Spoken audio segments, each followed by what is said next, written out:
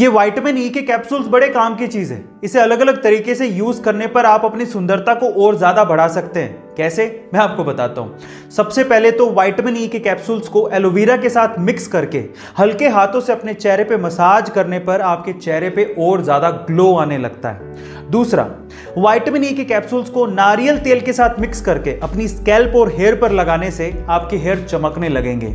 और तीसरा, vitamin E के कैप्सूल्स को बादाम के तेल के साथ मिक्स करके अगर आप अपनी आंखों के नीचे लगाते हैं तो डार्क सर्किल चले जाएंगे थोड़ी दिनों में। गाइस, आपको ये हेल्थ टिप कैसे लगी कमेंट सेक्शन में जरूर लिखिएगा। और 5 ऐसी चीजें जिससे आपका दिन और कोशिश करें तो आपकी जिंदगी भी संवर सकती है। सबसे पहला, अगर आपको अपना मिजाज यानी कि मूड को ठीक करना है तो उसका सबसे अच्छा उपाय है एक्सरसाइज। दूसरा, अगर आपको अपना डिसीजन पावर और कंफ्यूजन का लेवल ठीक करना है तो उसका सबसे अच्छा उपाय है मेडिटेशन।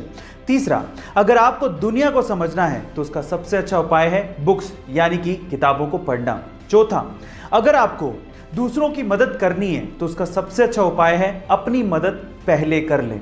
और पांचवा, अगर आपको तेजी से सीखना है तो उसका सबसे अच्छा उपाय है कि आप मजे से सीखें।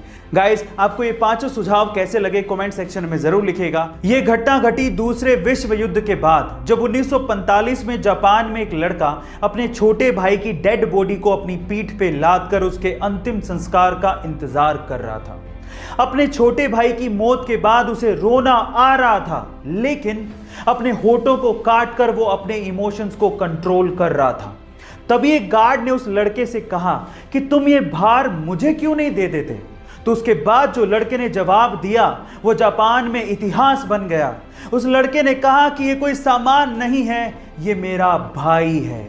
और आज भी ये पिक्चर जापान में सिंबल ऑफ स्ट्रेंथ के नाम से जानी जाती है। गाइस, इसके बारे में आपका क्या कहना है कमेंट सेक्शन में जरूर लिखिएगा। टोक्यो ओलंपिक में दिए जाने वाले gold, silver and bronze medals भी कुछ खास तरीके से बनाए गए हैं। कैसे, मैं आपको बताता हूं। एक्चुअली इसके लिए 2017 से ही एक कैंपेन चलाया गया जिसमें वहां के लोगों को यह रिक्वेस्ट की गई कि अगर आपके पास पुराने इलेक्ट्रॉनिक गैजेट्स जैसे कि लैपटॉप, स्मार्टफोन्स हैं तो आप उन्हें डोनेट कर दीजिए।